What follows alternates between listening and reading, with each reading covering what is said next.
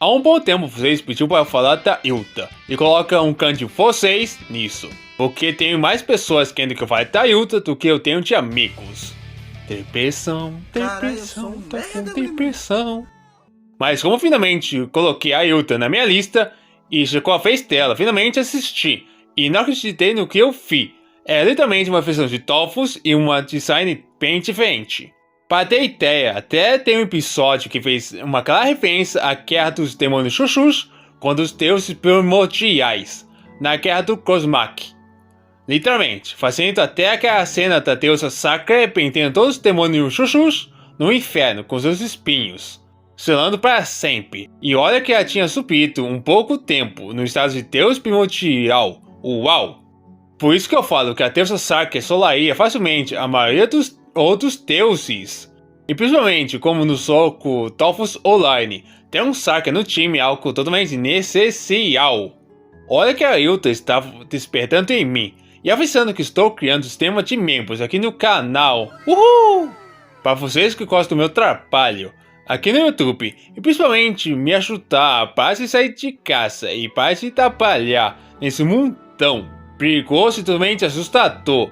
Então, futuramente vamos falar melhor sobre isso. E quanto a Yuta e meu Sanskrit, tenho muita coisa para falar aqui. E com os meus like fãs, meu nome é Kunai, você já sabe fã que é fã, deixa o like no início do vídeo. E além de deixar o like, me siga no meu Instagram oficial e no nosso Facebook oficial. Uhul! Que está aparecendo aí na tela e aqui embaixo na descrição. E com isso, convido você que não é inscrito a se inscrever e ativar as notificações para não perder o próximo vídeo e as novidades. Oferecimento, nosso canal de gameplay, canal Katana, primeiro link na descrição. Quem vem de longe vai achar que é o Yuko, quem vem de perto vai achar que é o juiz. Essa menininha pequenininha de cabelo azul é literalmente pior do que um espírito da natureza indomável. E nem a própria mãe conseguiu fazer essa menina parar de ser uma verdadeira peste. Pense numa criança que gosta de uma confusão, pior do que eu quando era criança. Uma verdadeira pesadelo de qualquer adulto.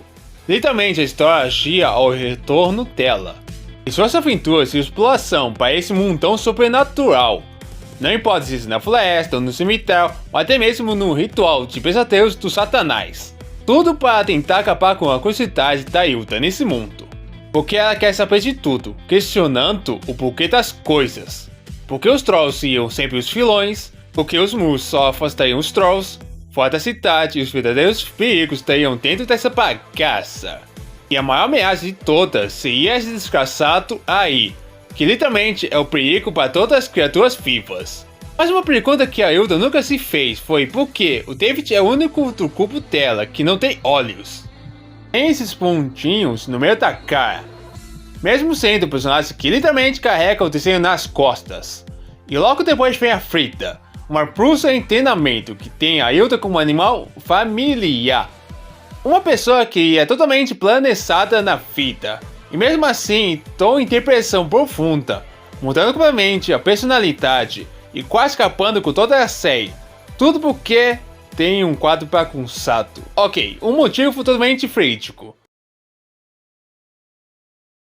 Tirando todo esse mundo sobrenatural e aventuras da Yuta, a série mostra como literalmente a cultura afeta as pessoas, para uma coisa boa ou uma coisa totalmente terrível, e como os desejos podem literalmente afetar tudo ao redor, e como cada ação pode destruir ou construir relacionamento em alguns momentos, como por exemplo a cidade de Trollbuco, uma cidade construída no meio do coração da civilização dos Trolls.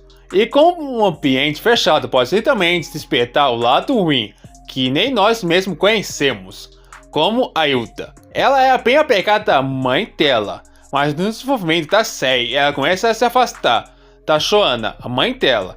Isso mostra como viver com outras pessoas podem afetar seu comportamento inconscientemente, como David, alguém que é um Claudinho assustado e cheio de insetos, a qual sai para se aventurar com as meninas, que não sabe arrumar seu quarto e a menina problema.